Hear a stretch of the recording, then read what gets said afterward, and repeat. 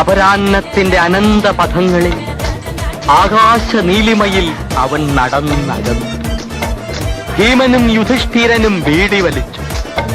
സീതയുടെ മാറുപിളർന്ന് രക്തം കുടിച്ചു ദുര്യോധനൻ. ഗുരുവായൂരപ്പന് ജലദോഷമായിരുന്നു അന്ന്.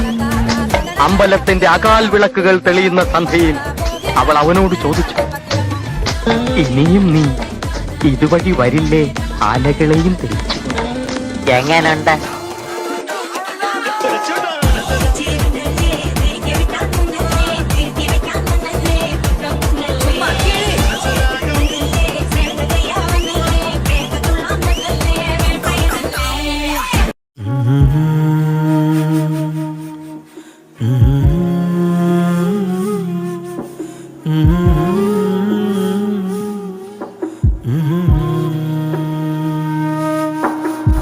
മെല്ലെ എൻ കണ്ണാടിച്ചില്ലോർമയിൽ ശ്രുതിരാഗത്തിൽ നടമാടും തിങ്കളെ, മുല്ലേ മഴവില്ലേ ചൊല്ലുമൂവന്തിയിൽ മഴയായെന്നിൽ തോരാതെ മൊഴിയാകുമോ? അകതാരിലുണ്ട് നീ അനുരാഗലോലായി, അലിവോടെ എൻ്റെ ആദ്യഗാന താളമാകു നീ, ഋതുരാഗമാടു നീ, ഋതുവേഗമായിടാ മനം വേദിയാണ് നിൻ പദങ്ങൾ നൃത്തമാകുവാ. മുല്ലേ മഴവില്ലേ ചൊല്ലുമൂവന്തിയിൽ മഴയായെന്നിൽ തോരാതെ മൊഴിയാകുമോ?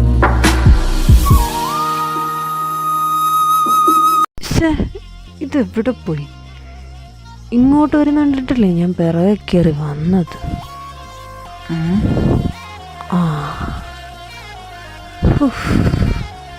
ഇതാരാ? കാവിലെ ഭഗവതി നേരിട്ട് പ്രത്യക്ഷപ്പെട്ടതോ? എന്താ ഐശ്വര്യം, എന്താ കുലീനത! ഇത്ര നാൾ എവിടെയായിരുന്നല്ലോ ചക്രക്കുട്ടാ നീ? എൻ്റെ പൊന്നോ.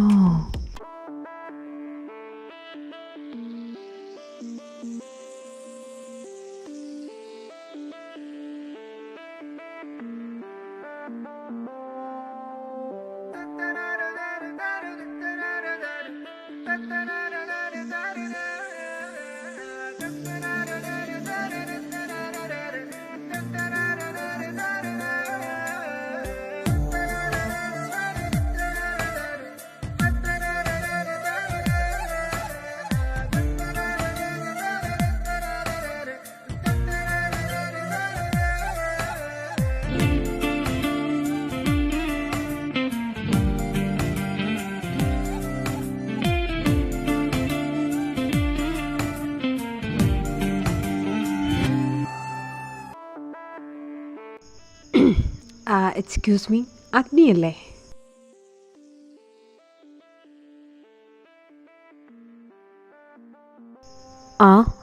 അതെ. ഹലോ, ആരാ? എനി ഹെൽപ്പ് എന്തെങ്കിലും വേണോ? Actually your club is nice. പിന്നെ ഞാനിവിടെ ഡെയിലി കസ്റ്റമറാണ്. അപ്പോൾ മുതലാളി ഒന്ന് പരിചയപ്പെടാമെന്ന് വിചാരിച്ചു. ഇതുപോലെ എത്ര ക്ലബ്ബുണ്ട് അഗ്നി? ഓ, ദാറ്റ്സ് നൈസ് പ്ലാൻ.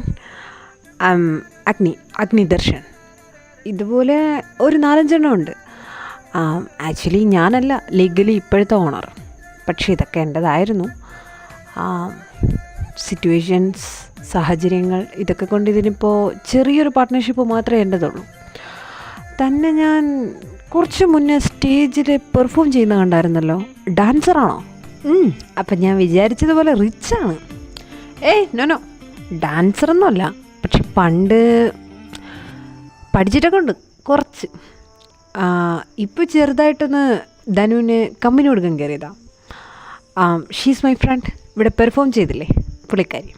ഇപ്പോൾ ജസ്റ്റ് ഫ്യൂ മിനിറ്റ്സ് മുമ്പേ ഫ്രണ്ട്സ് ആയതേ ഉള്ളൂ, ഡാൻസ് കഴിഞ്ഞതിന് ശേഷം. അന്നേരം എനിക്ക് കൂടി കമ്പനി കൊടുത്ത് പെർഫോം ചെയ്യാൻ തോന്നി കയറി ചെയ്തു, അത്രയേ ഉള്ളൂ. അല്ലാതെ പ്രൊഫഷണൽ ഡാൻസറൊന്നുമല്ല. ഞാനും ഇവിടെ സാധാരണ കസ്റ്റമേഴ്സിനെ പോലെ രണ്ടെണ്ണം അടിക്കാൻ വന്നതാണോ. അപ്പോൾ താൻ റിച്ചാണ്? യാ ആണ്, പണ്ടത്തെ അത്ര ഇല്ലെങ്കിലും അത്യാവശ്യം ഇപ്പോഴും റിച്ചാണ്. അപ്പോൾ ഞാൻ പോട്ടെ, നടക്കട്ടെ പാർട്ടിയും കലാപരിപാടികളൊക്കെ. എനിക്കിവിടെ കുറച്ച് കാര്യങ്ങളോടി അറേഞ്ച് ചെയ്യാനും പറഞ്ഞു കൊടുക്കാനൊക്കെ ഉണ്ട്. അതാണ് ഇപ്പോഴത്തെ എൻ്റെ മെയിൻ ഡ്യൂട്ടി എന്ന് പറയുന്നത്. അത് കഴിഞ്ഞിട്ട് എൻ്റെ ഒരു ക്ലോസ് ഫ്രണ്ട് വരുന്നുണ്ട്, അവനെ കാണണം. അപ്പോൾ ശരി, പേരെന്താ പറഞ്ഞേ? പേര് പറഞ്ഞില്ലല്ലോ. ഓ സോറി, മറന്നുപോയി. ശിവനീഷ്, ശിവ എന്ന് വിളിക്കും. 1 മിനിറ്റ്, അതിൻ്റെ ക്ലോസ് ഫ്രണ്ടാ അബു. വാ. അബു ജാഫർ. ഞങ്ങൾ ചൈൽഡ്ഹുഡ് മുഴുവൻ ഫ്രണ്ട്സാണ്. അബു ആണ് അഗ്നിയുടെ കാര്യം എന്നോട് പറഞ്ഞത്, പിന്നെ കാണിച്ചു തന്നു. അന്നേരം ഒന്ന് പരിചയപ്പെടാൻ തോന്നി. അതാ പെട്ടെന്ന് ചൂടോടെ എണീറ്റ് പോകുന്നത്. അബു, ഇത് അഗ്നി ദർശൻ. നീ പരിചയപ്പെടുത്തിയ പേരൊക്കെ തന്നെയാണ്, അഗ്നി എന്ന് വിളിക്കും. പിന്നെ അഗ്നിയുടെ പരിപാടിയൊക്കെ നടക്കട്ടെ. പിന്നെ ഏതോ ക്ലോസ് ഫ്രണ്ട് വരും, പുള്ളിക്കാരനെ കാണണ്ടേ. എല്ലാം നടക്കട്ടെ. ഞാനും അബു നാളെയും വരും, നമുക്ക് നാളെയും കാണാം. അപ്പോൾ വിശദമായിട്ട് പരിചയപ്പെടാം. Okay, bye. ഓ, ഡെയിലി കസ്റ്റമേഴ്സാണ്, അപ്പോൾ പിണക്കാൻ പാടില്ല എന്ന് സാരം. ഓക്കെ, അപ്പോൾ നാളെ വരെ ഐ എം വെയിറ്റിംഗ്. കാണാം. എന്നാൽ പോട്ടെ. ശരി അബു, ബൈ. പാവം, എന്തൊരു കുലീനതയുള്ള മനുഷ്യനല്ലേ. നീ എന്തോ വെള്ളം ഒഴിച്ചുകൊണ്ട് വെള്ളം ഇറക്കിക്കൊണ്ട് നോക്കിക്കൊണ്ടിരിക്കുന്നത്. ദേ ശിവ, വേണ്ടേ. എടാ, അയാളെ കണ്ടറിയാം, അയാളൊരു പാവമാണ്. വെറുതെ അയാളുടെ ഫീലിങ്സ് വെച്ച് കളിക്കണ്ട. പാവം, ഫാമിലി മെമ്പേഴ്സൊന്നും ഇല്ലയെന്നാ ആ അറ്റൻഡർ പറഞ്ഞ കേട്ടെ. എടാ, അയാൾക്കൊന്നും നീ ബാക്കിയുള്ളവർ ചോദിച്ചപ്പോൾ ഉണ്ടായിരുന്ന കപ്പാസിറ്റി ഒന്നും കാണണമെന്നില്ല. വിഷമമൊക്കെ വന്നു കഴിഞ്ഞാൽ താങ്ങാനായിട്ട്. നീ വിട്ടെ, അയാൾ വേണ്ട. ഓഹോ, നിൻ്റെ അറ്റൻഡർ ഫ്രണ്ട് അതും പറഞ്ഞു. അപ്പോൾ കുടുംബക്കാരെ ഇന്ന് തല്ലുകൊള്ളണ്ട, കുടുംബക്കാരെ പ്രാക്ക് കേൾക്കണ്ട, ചോദിക്കാനും പറയാനും ആരും വരത്തില്ല. ഇപ്പം എൻ്റെ റൂട്ട് നല്ലപോലെ എളുപ്പമായില്ലേടാ. നീ ഒന്ന് പോയേ. ഇതിനെ ഞാൻ വിട്ടുകളയുന്ന പ്രശ്നമല്ല മോനെ. ആ പോയതേ പൊന്മുട്ടയിടുന്ന താറാവാ. അതിനെ ഞാൻ ഇങ്ങനെ സൂക്ഷിച്ച് പൊന്നുപോലെ വെള്ളം കൊടുത്ത് വളർത്തും. എന്തെങ്കിലും ഒരു ദിവസം മുട്ടകളെല്ലാം അടിച്ച് മാറ്റിയിട്ട് ആ താറാവിനെ ഞാനങ്ങ് ഇറക്കി വിടും. പോരെ, ഇപ്പം നീ വാ, 2 എണ്ണം അടിച്ചിട്ട് പോയി കിടന്ന് ഉറങ്ങാം വീട്ടിൽ പോയി. ഇല്ലെങ്കിൽ ഉമ്മാടമായിരിക്കുന്ന ചീത്ത മുഴുവൻ കേൾക്കേണ്ടി വരുവേ പൊന്നുമോനെ. ഇതാ നിൻ്റെ പ്രശ്നം. ഞാനിപ്പോൾ എന്തെങ്കിലും പറഞ്ഞാലും നിൻ്റെ തലയിൽ കയറത്തില്ല. നിൻ്റെ ബുദ്ധിയൊക്കെ പണ്ടേ മരവിച്ച് കിടക്കുവാണല്ലോ. എൻ്റെ പൊന്നു ശിവ, എടാ, ഈ ശാപമൊക്കെ നീ ഇവിടെ കൊണ്ട് വയ്ക്കൂടാ. എത്ര പേര് നിന്നെ ശപിച്ചിട്ട് പോകുന്ന ഞാൻ എൻ്റെ ചെവി കൊണ്ട് കേട്ടിട്ടുണ്ടെന്നറിയോ. നിന്നോട് പറഞ്ഞിട്ടൊരു കാര്യമില്ല. നിന്നെ ഉപദേശിക്കാൻ നിന്നാലേ ഞാൻ വല്ല കാശിക്ക് പോയി വല്ല സന്യാസിപ്പട്ടോ നേടേണ്ടി വരും. വാ. അല്ലല്ല, നിന്നെ. അബു, നീ നേരത്തെ വേറൊരാളെ കുറിച്ച് പറഞ്ഞില്ലേ, ഏതൊരു സ്പെഷ്യൽ ഗസ്റ്റ്, VIP ഗസ്റ്റ് ഇവിടെ വരുന്നതുകൊണ്ടാ ആ ധനുവിൻ്റെ ഡാൻസൊക്കെ ഉണ്ടായിരുന്നേന്ന്. എന്തുവായിരുന്നു? അസുർ വിക്രം. പുള്ളിക്കാരൻ എങ്ങനെയാൾ? എന്തടാ നിനക്ക്, ഞാൻ അറിഞ്ഞുകൂടാത്തോണ്ട് ചോദിക്കുക. ഒരെണ്ണത്തിനെ കണ്ടുവച്ചത് പോരെ, ഇനി എന്താ അടുത്ത ലിസ്റ്റ് നിറത്താനാണോ? എടാ, പുള്ളിക്കാരനൊക്കെ വൻ കോടീശ്വരന്മാരാ. അങ്ങേരെയൊക്കെ തേച്ച് കഴിഞ്ഞാണ്ടല്ലോ 8 പണി കിട്ടും. പോരാൻ്റെ അങ്ങേരെക്കുറിച്ച് ഈ പത്രത്തിലും അവിടെയൊക്കെ അടിച്ചിടിച്ച് വരുന്ന കേൾക്കണം. അങ്ങേരൊരു 1 സൈക്കോ എന്നാണ് പറയുന്നത്.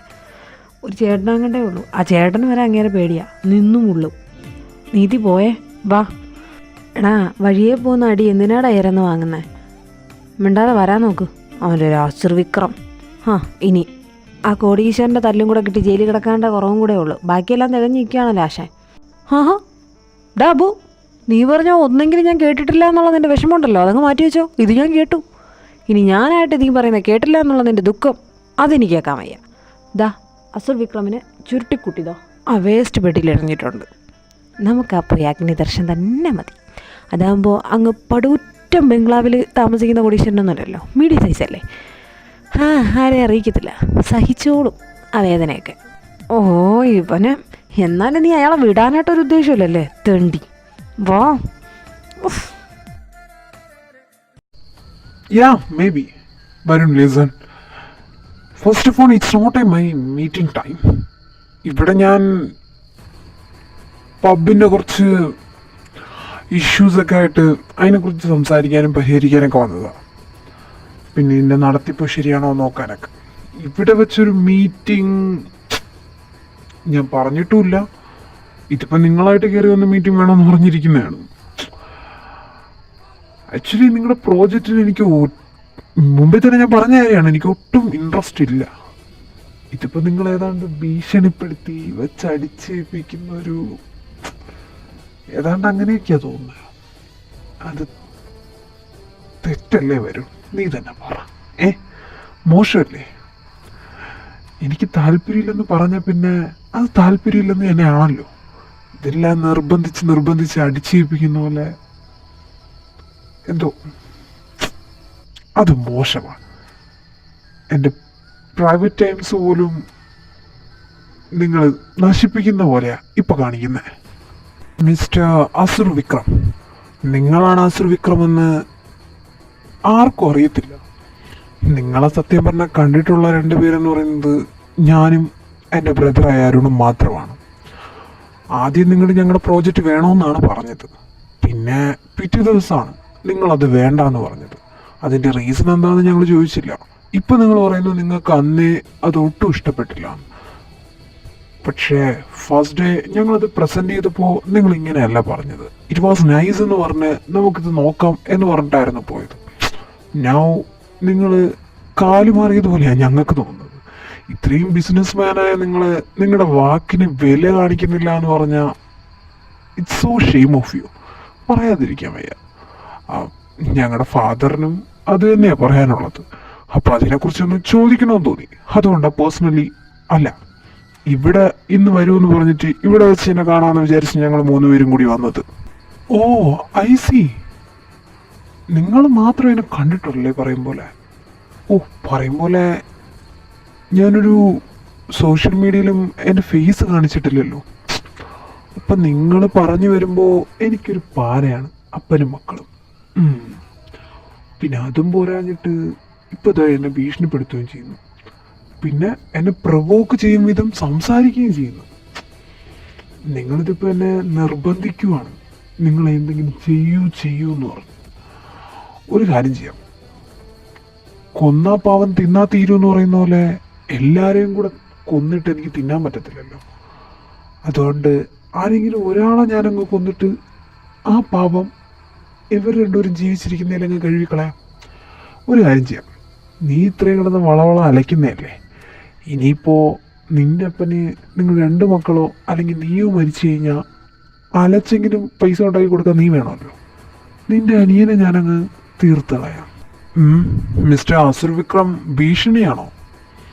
ഒരുപാട് കേട്ടിട്ടുണ്ട് കലാവിരുന്നുകളെ കുറിച്ചൊക്കെ, പക്ഷേ ഞങ്ങൾ പേടിക്കത്തില്ല. നിന്നെപ്പോലെ ഇതുപോലെ ഒരുപാട് എണ്ണത്തിനെ കണ്ടിട്ടാ ഞാൻ ഇവിടം വരെ കമ്പനി കൊണ്ടുവന്ന് ഉയർത്തിയത്. ഞങ്ങളുടെ കമ്പനി.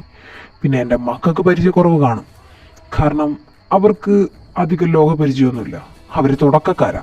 പക്ഷെ ഞാനങ്ങനെയല്ല. അതുകൊണ്ട് നിന്റെ ഭീഷണിയൊക്കെ അപ്പുറത്തോട്ട് മാറ്റി വെച്ചിട്ട് മര്യാദയ്ക്ക് സംസാരിച്ചാൽ മതി. ഓ അപ്പോൾ വരുണിൻ്റെ അച്ഛനും എല്ലാം എന്നെക്കുറിച്ച് അറിഞ്ഞു വെച്ചോണ്ടാ വന്നത്. അപ്പോൾ ഒന്നും അറിയാതെയും കേൾക്കാതെയൊന്നും അല്ല 2 പേരും 3 പേരും ഇങ്ങോട്ട് വന്ന് കയറിയിരിക്കുന്നത്. എൻ്റെ സ്ഥലത്ത് എൻ്റെ പബ്ബിൽ വന്നിരുന്ന് എന്നെ ഭീഷണിപ്പെടുത്താൻ വല്ലാത്ത ധൈര്യം വേണം. അത് നിങ്ങൾക്കുണ്ട്. നിങ്ങളെപ്പോലെയുള്ള ശത്രുക്കളെയാണ് എനിക്കിഷ്ടം. നേർക്ക് നെഞ്ചും വിരിച്ച് നിൽക്കുന്നവരെ. അതും എൻ്റെ സ്ഥലത്ത് വന്ന് എന്നെ വെല്ലുവിളിക്കണമെങ്കിൽ അപാര കഴിവ് തന്നെ. അല്ല, നിങ്ങൾ 2 പേരും സംസാരിക്കുന്നുണ്ട്, ഈ കൊച്ചനെന്തോന്നും മിണ്ടാത്ത? നീയും പറയട ഏതാണ്ടെങ്കിലും, എന്നല്ലേ നമുക്ക് ആ ഒരു എനർജി കിട്ടത്തുള്ളൂ. ആക്ച്വലി മുഖത്ത് നോക്കിയൊരു സത്യം പറയട്ടെ, ഞാനിങ്ങനെ സ്വയം ആരൊക്കെയോ എന്തൊക്കെയാണെന്ന് വിചാരിച്ച് നടക്കുന്നവരോട് സംസാരിക്കാറില്ല. അതാ ഒന്നും മിണ്ടാത്തത്. മിണ്ടാതിരിക്കാനാണ് തോന്നിയത്. എന്തോ നിങ്ങളോട് സംസാരിക്കാൻ എനിക്ക് തോന്നിയില്ല. ഈ റെസ്പെക്റ്റ് കൊടുക്കാനും പേടിക്കാനും മാത്രമൊന്നും നിങ്ങളൊന്നുമില്ലയെന്ന് തോന്നി. അതുകൊണ്ടാണ് മിണ്ടാതിരിക്കുന്നത്. ഓഹോ, നിങ്ങൾ 2 പേരെ എനിക്കിഷ്ടപ്പെട്ടില്ല. പക്ഷെ എവനെ എനിക്കിഷ്ടപ്പെട്ടു. എവന് വേണ്ടി നമുക്ക് സമാധാനപരമായി സംസാരിക്കാം. ഒരു മിനിറ്റ് അലക്സേ, നീ ഇവരെ നമ്മളെ താഴത്തെ റൂമില്ലേ, ഗോ ഡൗൺ. അങ്ങോട്ട് ഇരുത്തിയിര്, ഞാൻ അങ്ങോട്ട് വന്നോളാം. ഞാനൊന്ന് നമ്മളെ ബാറിൻ്റെ മാനേജറെ കണ്ടിട്ട് വരാം. ഇവരെ താഴെ ഇരുത്തിയിര്, ഞാൻ അങ്ങോട്ട് വന്നോക്കാം. ചെല്ലേ. അപ്പം മര്യാദയ്ക്ക് വരാനും അറിയാം. ഞാൻ പറഞ്ഞില്ലേ അപ്പാ, ഇതൊക്കെ ഇത്രയേ ഉള്ളൂ. പുറത്ത് കേൾക്കുന്ന പൊള്ളത്തരമൊന്നും വിശ്വസിക്കാതിരുന്നാൽ മതി. വാ, നമുക്ക് താഴെ വെയിറ്റ് ചെയ്യാം. ഇയാൾ തന്നെ നമ്മുടെ പ്രോജക്റ്റ് ചെയ്യും. ഇയാൾ ചെയ്യുന്നുണ്ടെങ്കിൽ നമ്മുടെ പ്രോജക്റ്റ് ചെയ്യത്തുള്ളൂ. വാ. ഓ, ഡിസ്റ്റർബിങ് മൈൻഡ് ഡിസ്റ്റർബിങ്. നമ്മൾ എന്തിനാണ് ഇത് വന്നത്? മാനേജറെ കാണാൻ. മാനേജറെ കണ്ടിട്ട് ഗോണോണി പോയി ഈ പ്രശ്നം ഡീൽ ചെയ്യാം. പ്രോജക്റ്റ് അവരുടെ തന്നെ ഏറ്റെടുക്കാം. അവർക്ക് സന്തോഷമാവട്ടെ. മാനേജർ. അപ്പം ചുരുക്കത്തിൽ പറഞ്ഞാൽ നാളെ തൊട്ട് നിനക്ക് ഇരട്ടി പണിയാണെന്ന് അർത്ഥം. ഈ പറഞ്ഞ അഗ്നിദർശനം ഇനി വളയ്ക്കണം, എടുക്കണം, പ്രേമിപ്പിക്കണം, സെറ്റാക്കണം. അങ്ങേരെ കയ്യിൽ നിന്ന് ചുരുക്കത്തിൽ കാര്യത്തിലും ന്യായത്തിലൊക്കെ 5-6 വലിച്ചെടുക്കണം. എൻ്റെ മോനെ ടാസ്ക്കാണ്. പിന്നെ നിനക്ക് പിന്നെ അതൊക്കെ എളുപ്പമാണല്ലോ. എത്ര അനുഭവങ്ങളല്ലേ. എടാ, നീ ഒന്നുകൂടെ ഇരിക്കേ, ഞാനേ ഒന്ന് ബാത്റൂം വരെ പോയിടരും. അതെ, എനിക്ക് അക്കാര്യത്തിൽ വലിയ കഴിവാണ്. പൊന്നുമോൻ പോയി മുള്ളാൻ നോക്ക്, അല്ലാതെ ഇവിടെ മാവൊഴിക്കണ്ട കേട്ടോ. പോ. കഴിവുള്ളവന് അല്ലെങ്കിലും കഴിവില്ലാത്തവന് കാണുമ്പം ഒരു പൂച്ചം തന്നെയാണ്. അയ്യോ, അല്ലെങ്കിൽ എന്നെ കൊണ്ടേ പറ്റൂ ഇതൊക്കെ. Manager.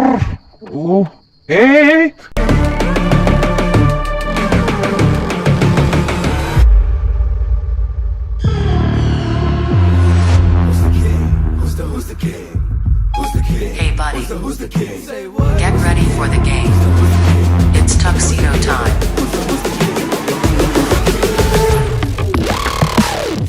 Every time I pull up in a hockey mask, I'ma put a hater in a body bag. Leave him in the back of a Pontiac. I spit nothing but facts, go get the polygraph. എടോ ശിവ, അറിയോ? Okay? താൻ okay അല്ലേ? മിസ്സായി. ആരാടോ അത്? തനിക്കറിയാമോ കുട്ടിയെ?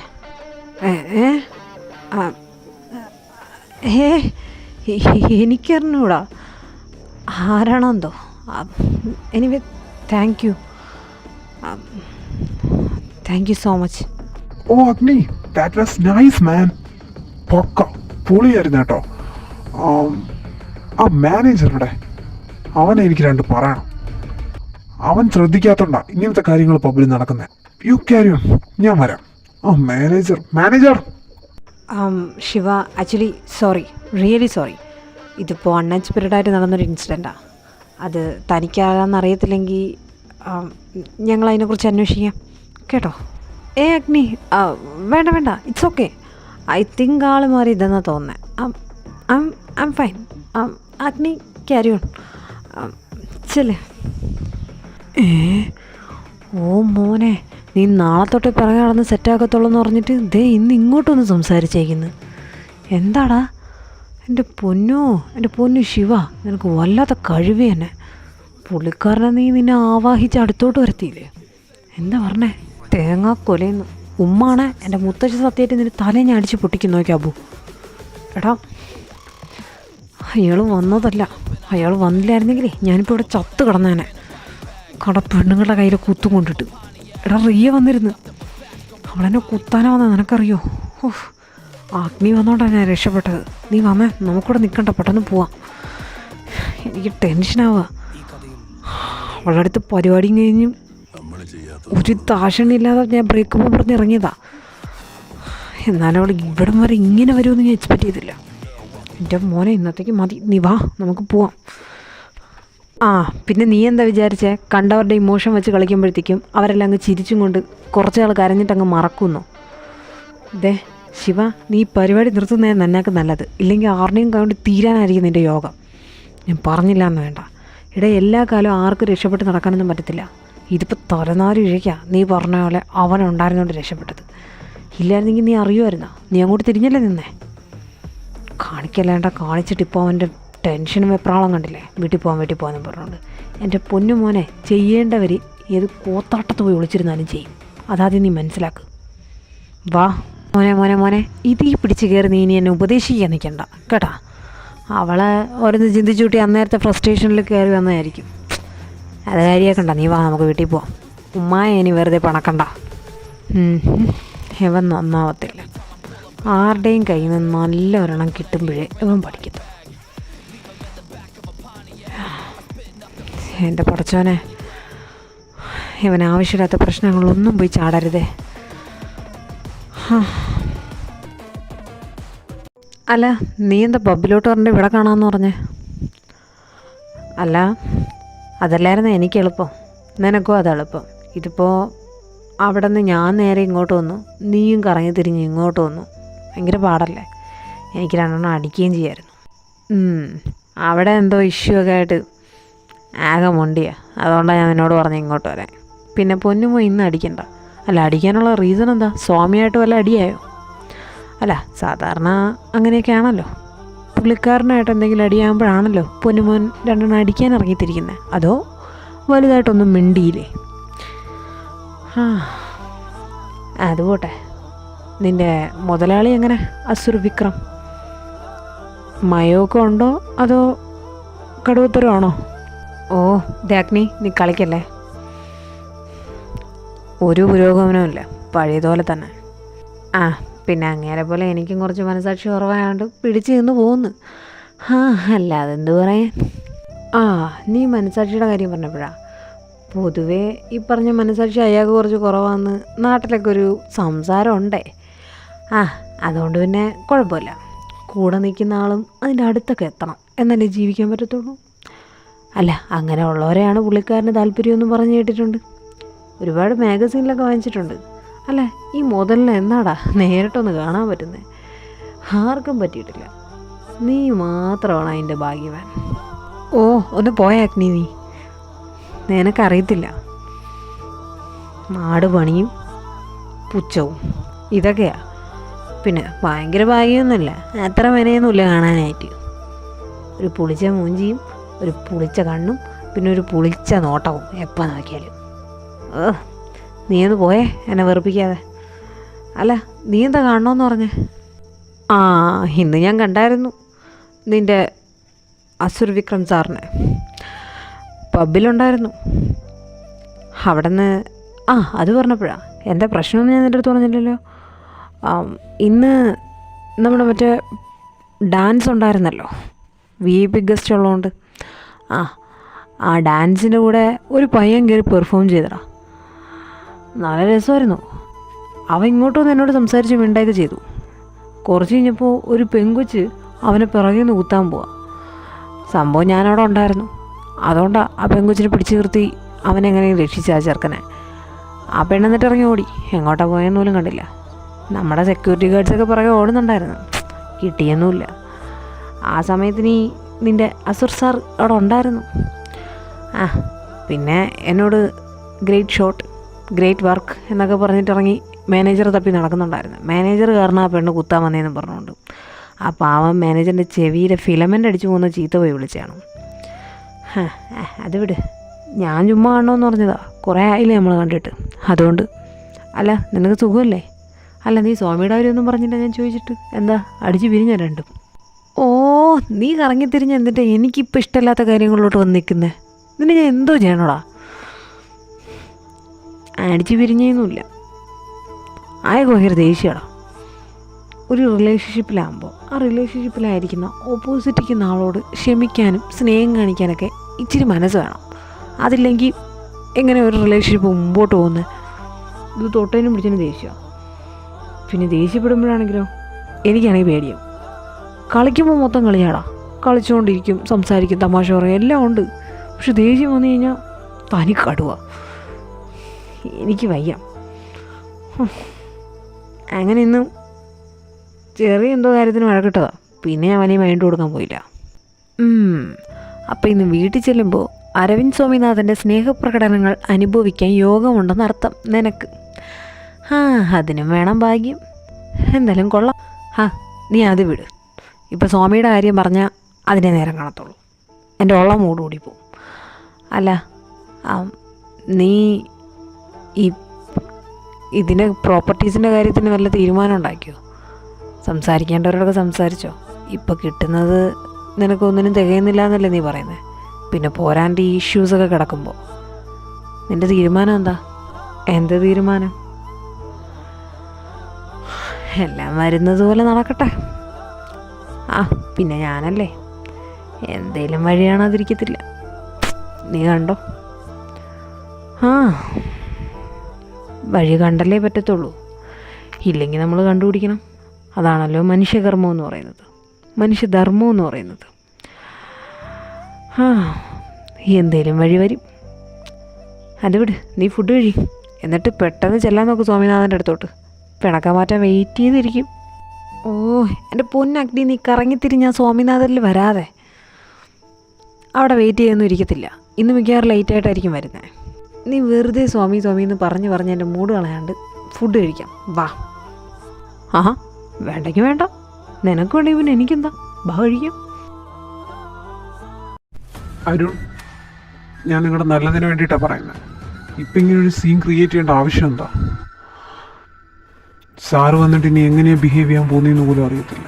ഒന്നാമത് സാറിൻ്റെ കൂടെ ഋത്വിക്കില്ല. ഒരു പരിധി വരെ സാറിനെ ഓക്കെ ആക്കി നിർത്തുന്ന ഋത്വിക്കാണ്. ഞങ്ങളെ കൊണ്ടൊന്നും അതിന് പറ്റത്തില്ല. അതുകൊണ്ടാണ് പറയുന്നത്, നമുക്ക് ഈ മീറ്റിംഗ് നാളെ ആക്കിയാൽ പോരെ?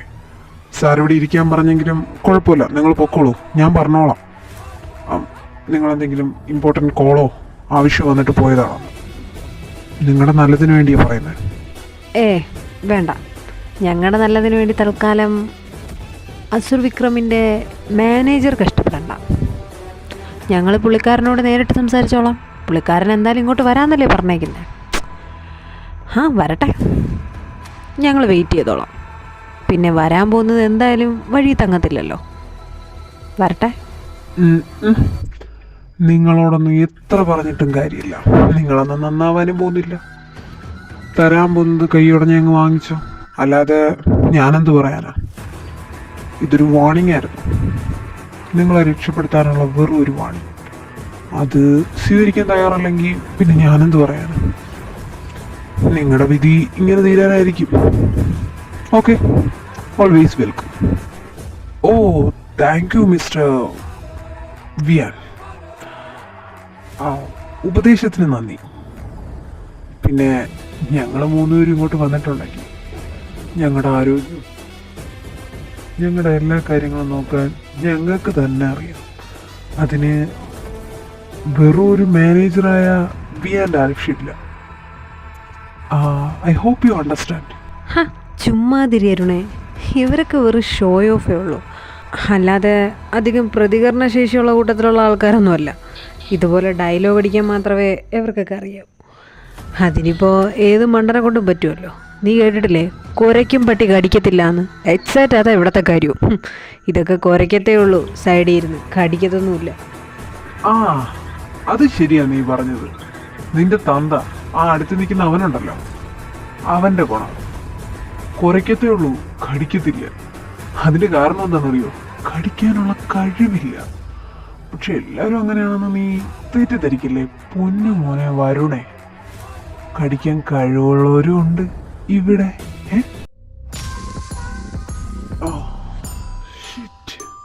In the night, I stroke my prey. Silent steps to your final day. No mercy, no regret. Your life is mine to forget.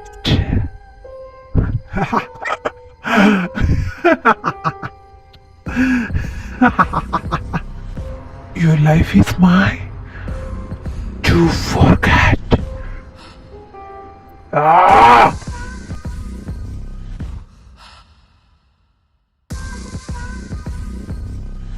Oh shit. Varun.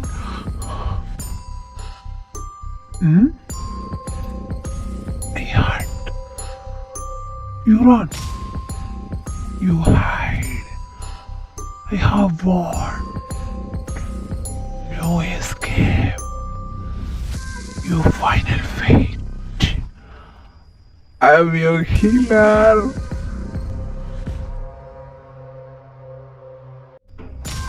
Oh,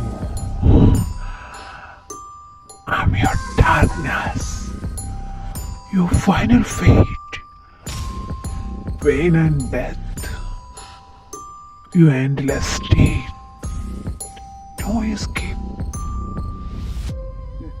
no mercy found, your screams, my wicked ground, you will die by my hand, symbol. Shit.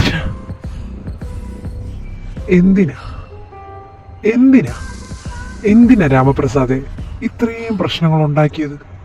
താൻ തന്നെ പറ. ഇപ്പോ തൻ്റെ മോൻ വരുൺ ജീവനില്ലാത്ത ഒറ്റ ശരീരം പോലെ ഇങ്ങനെ കമിഴ്ന്ന് കിടക്കാനല്ലേ അവന്റെ യോഗം? ഇതൊക്കെ നിങ്ങൾ കാരണമല്ലേ? ഞാൻ പറഞ്ഞതല്ലേ എനിക്ക് പ്രോജക്റ്റ് വേണ്ട വേണ്ട വേണ്ടാന്ന്. ശരിയാ, ആദ്യം എനിക്ക് ഇഷ്ടപ്പെട്ടെന്ന് പറഞ്ഞു, പിന്നെ എനിക്ക് ഇഷ്ടപ്പെട്ടില്ല എന്ന് പറഞ്ഞു. ഒരാള് വേണ്ടാന്ന് പറഞ്ഞാൽ അത് വേണ്ട തന്നെയാണ്. അല്ലാതെ അയാള് വേണോന്ന് പറഞ്ഞതുപോലെ ഈ അടിച്ചേൽപ്പിക്കാൻ ശ്രമിക്കുന്നുണ്ടല്ലോ, ഇറ്റ്സ് അൺസൈക്കബിൾ. എന്താ നീ മനസ്സിലാക്കാത്തെ? ഞാൻ നിന്നോട് നല്ലതുപോലെയല്ലേ പറഞ്ഞത്, നല്ലതുപോലെയല്ലേ സംസാരിച്ചത് മുകളിൽ വെച്ച്. പിന്നെ എന്തിനാ എന്നെ ഫോഴ്സ് ചെയ്യിപ്പിച്ച് ഈ താഴ്വരയിൽ വരെ എത്തിപ്പിച്ചത്? അതുകൊണ്ടല്ലേ തന്റെ മോന്റെ ജീവനില്ലാത്ത ശരീരം തനിക്ക് കാണേണ്ടി വന്നത്. ദിയാൻ, ഈ ബോഡിയെല്ലാം എടുത്ത് മാറ്റി.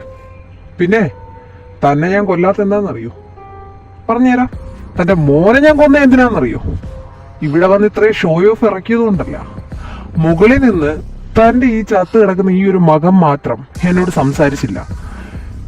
അവനെ കൊണ്ട് സംസാരിപ്പിക്കേണ്ടത് ഒരു കണക്കിന് പറഞ്ഞ എന്റെ ആവശ്യം തന്നെയായിരുന്നു. അങ്ങനെ തന്നെയല്ലേ ബിയാനെ? അങ്ങനെ തന്നെയാണ്. അവന് പറയാൻ ബുദ്ധിമുട്ട് കാണും, കാരണം അവനത് അറിയത്തില്ല.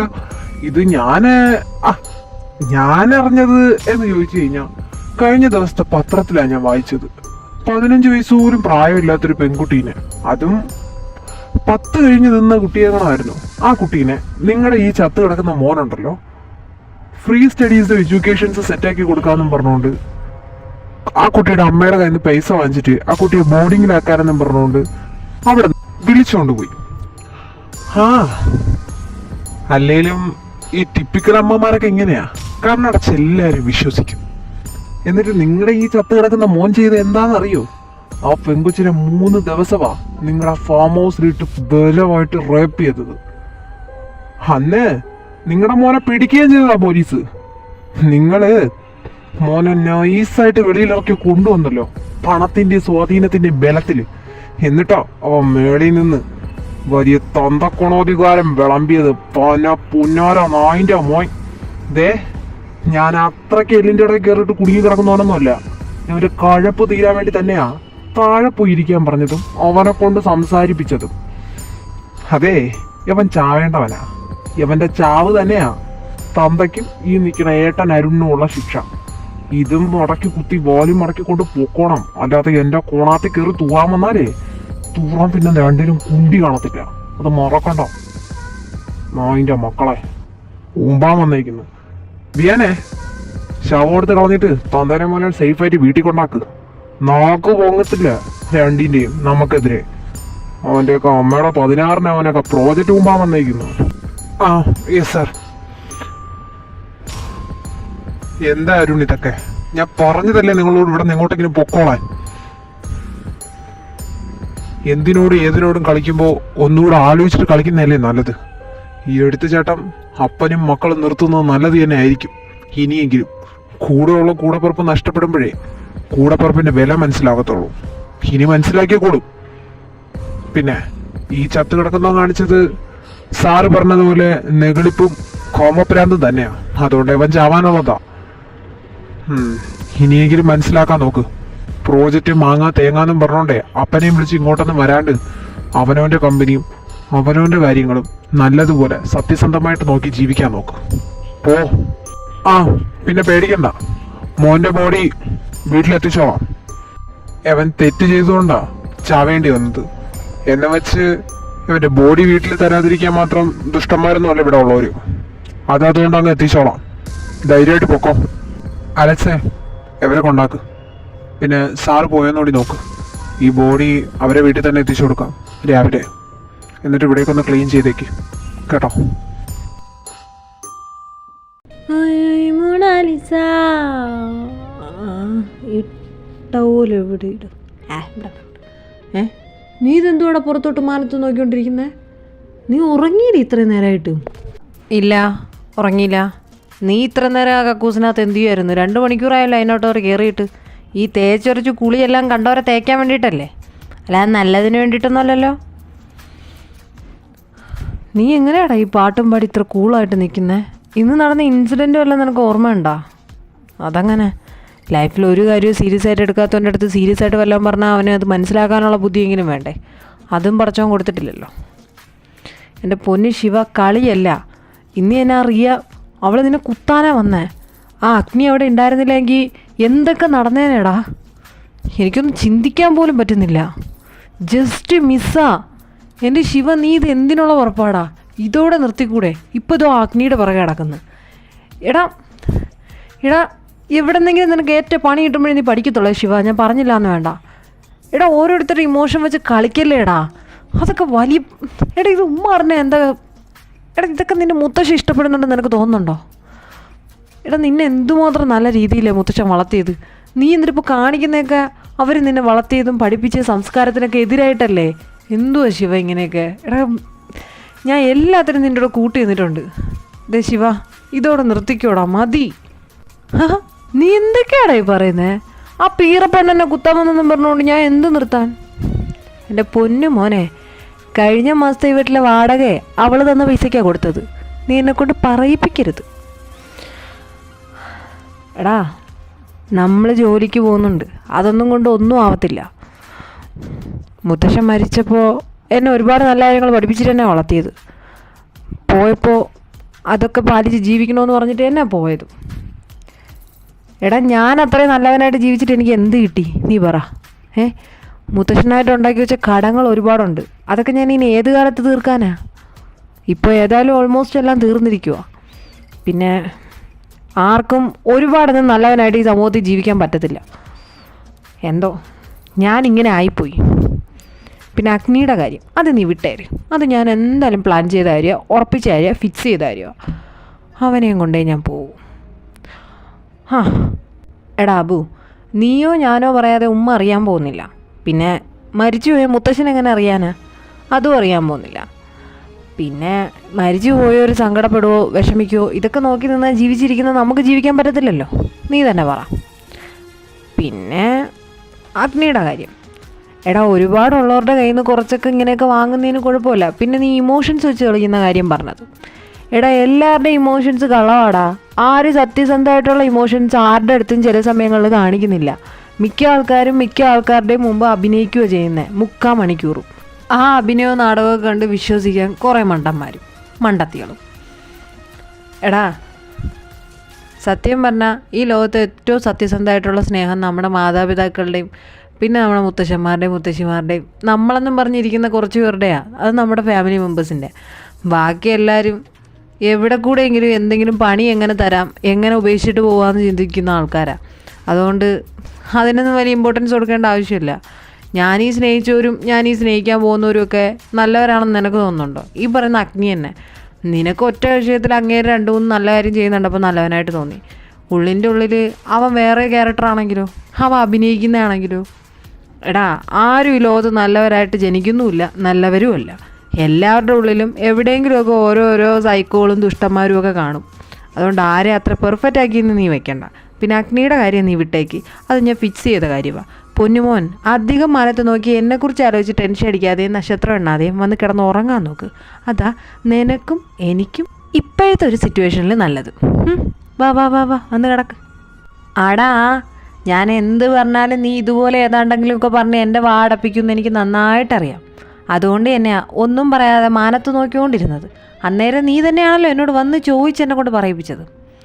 പറഞ്ഞിട്ട് ഒരു കാര്യമില്ല മോനെ.